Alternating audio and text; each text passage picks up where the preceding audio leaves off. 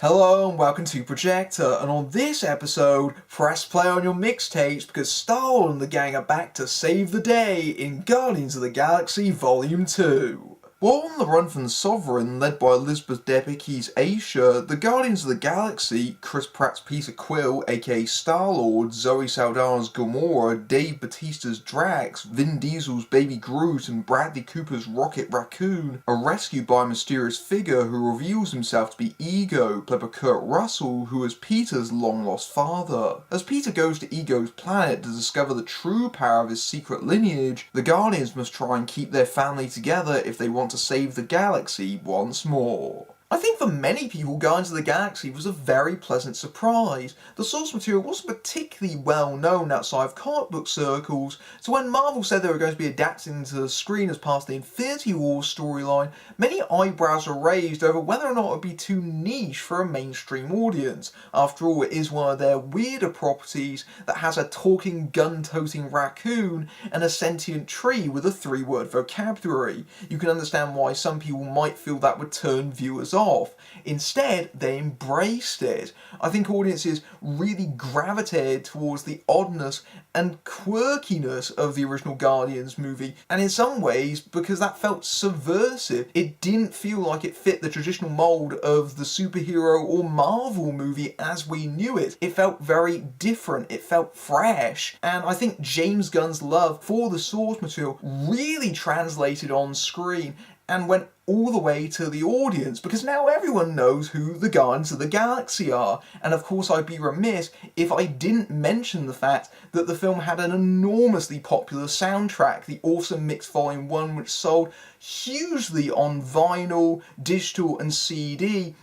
And I think many people underestimate how much a good soundtrack can really make a film's legacy endure. I think the reason that Guardians remains as popular as it is, a large part of that is because that soundtrack is so fantastic and well chosen. And I think in a time where superhero movies can feel a little bit homogenous and you can't really identify them, they feel a little bit like product, Guardians feels very distinctive. It feels like it has a real identity to it. So the question with doing a sequel is whether they can, get the magic back the second time. And for the most part, they succeed. When Volume 2 picks up, it's very much front-loaded with action sequences. There's 3 major action beats in the first 20 minutes, 2 of them pretty much back-to-back. And I was definitely enjoying watching this because it's great fun to be with these characters again, and certainly the cast have got their camaraderie back in an instant. You know from the very first sequence, they're right back where they were 3 years ago when they were playing these characters the first time around. It's a lot of enjoyable fun, especially because the world that this movie inhabits, it's a very bright, colourful world. There's a lot for your eyes to drink in, and there's a lot of great imagery and gags, often at the same time. The one that I found particularly interesting is the Sovereign fleet they're flying away from in the early stages of the movie. They're all unmanned drones. They're all being flown back on the planet in what is basically this big 80s arcade. It's again a nice little nod to the nostalgia that Guardians of the Galaxy often goes back to throughout the film, and also a great example of Marvel again realising that their heroes can't wantonly kill people even if they are anti-heroes. It's very much them trying to avert the huge amounts of off-screen casualties that you usually see in superhero movies. But while I was watching this, there was a little nagging doubt in the back of my mind of, okay, is this going to be one of those sequels that goes bigger is better, that it goes for these enormous set pieces to try and top the original and loses sight of the characters at its centre that made it so popular in the first place? And I did genuinely worry that Guardians 2 would fall into that trap, but I was really pleasantly surprised to find that was being averted in the most unusual way. If you told me that Guardians 2, before I saw it, was in many ways quite intimate, I genuinely wouldn't have believed you. But here we are. We have this huge, multi-million-dollar blockbuster movie that genuinely focuses on its characters for a change. And that's a very smart move on Gunn's part when you think about it, because the first movie was very much about establishing this world and the Guardians, and now that's essentially built. The second movie expands upon that with the characters, and it's a real pleasure to spend more time with them, and it makes sense that there's a more intimate focus, because in many ways it's a much more personal story, because it's Peter rediscovering his long-lost father. If the first movie was very much about Peter having to deal with the grief of losing his mother that he'd been running away from with this Star-Lord ego hero character that he'd created for himself, then the second film is about him discovering his family, which is maybe in more surprising places than he expects. When it comes to casting Star-Lord's father, Kurt Russell is an absolutely inspired choice. He's the walking embodiment of 80s nostalgia. He's Snake Plissken, he's Jack Burton, and to reiterate this, the film's opening prologue set in 1980 whips out the de-aging tools, and Russell looks fantastic in that scene. He looks like he could play those characters again.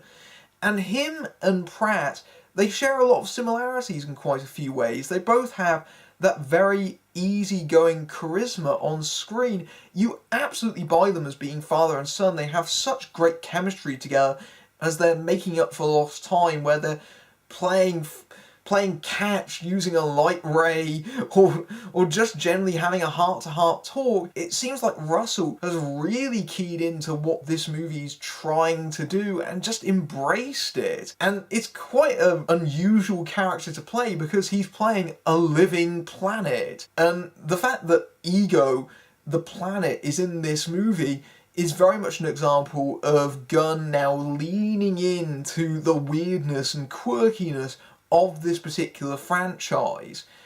And generally, the visuals on Ego's planet, as it's referred to in the movie, they look stunning. It's this great, fantastical, colourful world. It's understandable why Star-Lord thinks all his dreams and fantasies have come to life at once. He's very much, in many ways, still a child. He's maybe grown up a little bit since the first movie, but he's still that hurt, wounded child at his centre that's quite vulnerable, because he grew up without his father and he lost his mother quite traumatically. But putting Pratt and Russell together is very emblematic of what the sequel does all across the board, which is namely pairing characters together so that they feed off each other. And you can see this, for example, with Drax and Mantis, played by Pom Clementif, who is a new character in this movie.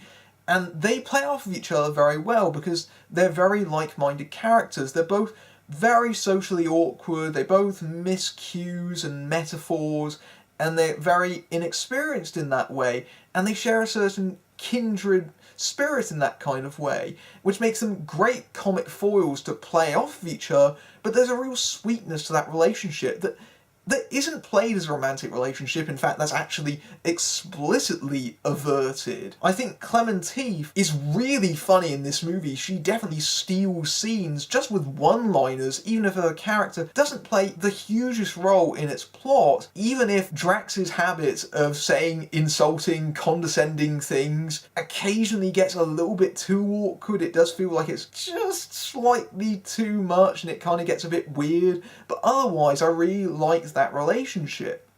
And of course, you have the sisterly relationship between Karen Gillan's Nebula and Zoe Saldana's Gamora, which is reprised in this movie. And again, while I would easily say that Gamora is probably the least characterised of all the Guardians, seeing these two characters on screen and battling it out and duking it out, that's enjoyable. Seeing that rivalry really come to its head in this movie and the way that it pans out. I do wish that they gave the actors a little bit more to do in this particular subplot, because they spend so much of the movie apart in its middle section, because they are the products of what is essentially abuse. They were forced to fight each other, and that's basically what their relationship is that they're constantly bickering and fighting over each other. And it's having to learn to overcome that, having to not have that relationship solely be defined by that competitiveness. But this is by far most obvious with Rocket Raccoon, voiced once again by Bradley Cooper, who very much gets his own subplot in this movie. When we meet Rocket at the beginning of the film, he does seem a little bit more antagonistic and just meaner than he did in the first film, and I did wonder if they'd amped up his characteristics so much that he would actually become unlikable. But there is a genuine purpose and point to doing that, in that he does feel like he's hemmed in somewhat from being part of a team, that he's really acting out, essentially, committing just petty crime and theft just because he can, because he feels like he's being threatened by having these emotional attachments to other people. Because after all, if you remember in the first movie, while Rocket, he's very smart, he's very much the inventor character among the group, and he's very acidic in many ways, but at his heart, he is quite a vulnerable character. He does have a certain amount of shame about who he is, and he's very defensive, and you very much see these characteristics come to the fore. Rocket spends much of the movie with Yondu, played by Michael Rooker, who is one of my favourite character actors, and obviously James Gunn, because he uses him time and time again, and he's one of those performers that he can walk into a movie and you're instantly happy he's there, because he's always great. And in this movie, he's fantastic. I thought his character was a little bit underutilised in the first Guardians of the Galaxy movie. Here, that more than makes up for it. They really expand upon Yondu in this movie, and this might actually be one of Rooker's best performances he's ever done. I'm not exaggerating. This is easily a part that allows Rooker to really shine. It really examines this character and his relationship to both Peter, that's very protective in spite of what Peter's done to him and conned him on several occasions, but also this relationship that builds up between Yondu and Rocket. That's very well written, very well played. He's definitely the standout of this movie, in my opinion. And in general, that idea of pairing all these characters, it's to reaffirm that key theme of family, and it's that idea that it's not necessarily who you're born with, it's the people that you surround yourself with, the people that understand you perhaps better than you know yourself. However, there is a trade-off for all this character work, which is, namely, there's a lot less plot in this movie. I personally didn't have a huge problem with that for the most part, because many of the Marvel movies are very narrative focused. They've got a set villain that the hero has to fight against, and they have to build towards the big end battle facing off against them. That's the standard formula Marvel template. And of course, you've got the big overarching storyline that the Marvel movies are building up towards. And Guardians is refreshingly free of all that. There's no set antagonist in sight for a lot of the running time. There's very few stakes about what's going on for a lot of the movie, and there's not a whole lot of connective tissue to the MCU as a larger whole. And I think that's a lot of why the first movie succeeded as well, is that for the most part, it felt like a standalone adventure movie. Yeah, there was Thanos in it, and you had the Infinity Stones and all the stuff that was in the Collector's Lair, but generally it stood on its own for the most part. And Volume 2, even more so, aside from a few passing verbal references to Thanos and the Infinity Stone, it's very much a very self-contained movie, and I genuinely found that to be quite refreshing. It's a real change of pace to see character work in a Marvel movie, because that's often the thing that gets trampled upon. However, there is a little bit of a cost at all this, in that Guardians 2, it does feel like it's slightly indulgent at certain points. I mean, it's allowed to be, it's quite successful, but at the same time, there's definitely moments where they drag on a little bit too long, and even with all this great character work they've allotted time for in this movie, they still could have had that and had a tighter story and not left the audience drifting off like they do towards the end of the second act here. There's a particular moment where Baby Groot is ordered to find something, for example, And that sequence goes on for at least twice the length it really should do. There's a reason why, in terms of screen repetition, 3 times is normally the rule, not 6 or 7 gags of the same ilk in a row. And that occasionally applies to the jokes, because there is a whole lot of humour in this movie, and there's definitely moments in this film where I laughed incredibly hard. There's a particular gag where Rocket is travelling to get to Ego's planet that is probably one of the funniest sequences I can recall this year. That stuff genuinely works, but sometimes it does feel like the movie is just a little bit forced. Occasionally it does feel like that, especially when they have to do emotional moments, because the way the movie eventually pans out, those added time with the characters really pays off. You genuinely care about what happens to them. You genuinely care on a personal level about how all their particular subplots resolve themselves. They do pay off. They're not spending that extra time for nothing. But occasionally it does feel like when they're having those moments, they still feel the need to put in gags somewhere in those scenes, which occasionally undermines them. And it does feel like the movie is just a tiny bit afraid of being too sincere. I'd be very remiss if I didn't have at least a passing mention about the movie's soundtrack, which is good, but not quite up to the same level as the first movie. But it'd be very hard to match that, because most of those tracks were very much carefully curated to fit the on-screen action, whereas in Volume 2 it's very much more of a retro jukebox to accompany major moments, and very much go, hey, I recognise that song, that's a great song. That's generally what the approach of Guardians 2 favours, and that's fine, that's perfectly acceptable. It's one of those areas that they probably weren't going to be able to match to begin with. And there are definitely some great songs they've chosen for the soundtrack, like The Chain, for example, but the one that will definitely stick out in most viewers' minds is ELO's Mr. Blue Sky, and that's because that's used for the film's opening title sequence, which mirrors the one from the first movie where Peter dances, except this time it's Baby Groot, and the action is playing out in the background.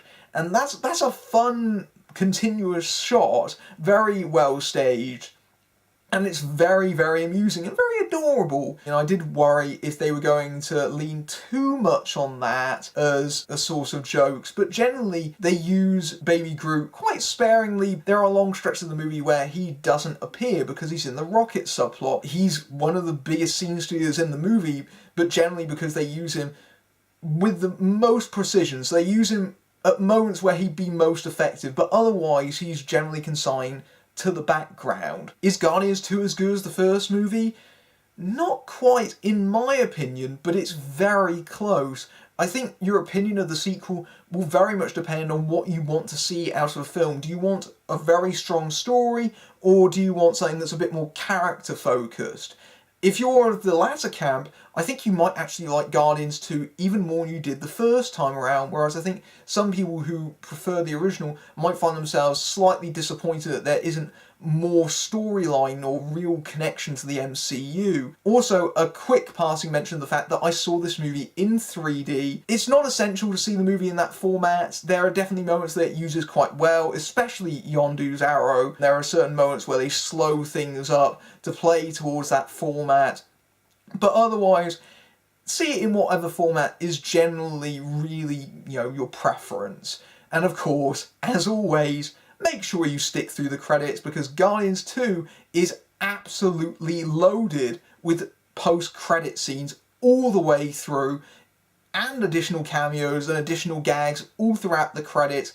It really is a jam-packed movie in many respects. I think you'll really have a blast watching it. Guardians of the Galaxy Volume 2 is an enjoyable sequel that comes close to replicating the success of the first movie. It's a much more personal film, with James Gunn showing his love and appreciation for this universe and its characters, many of whom are given a lot more screen time in this outing and are far more fleshed out than they were in its predecessor. In exchange, the film is significantly less plot-focused, which means it does fall into something of a lull in its middle section. Although spending time with these characters without the burden of Marvel's universe is ultimately rewarding and gives the film's conclusion plenty of emotional heft. It's still a hell of a lot of fun and absolutely packed with gags, cameos and strangeness, even if it sometimes undercuts itself. The Guardians continue to be a breath of fresh air among the superhero genre with a generous heart hiding under all that snark. If you like this review, please support my work over at Patreon, where you can see my videos early among other benefits, and is the best way of supporting your favourite content creators at this present moment. I'm Matthew Buck, fading out.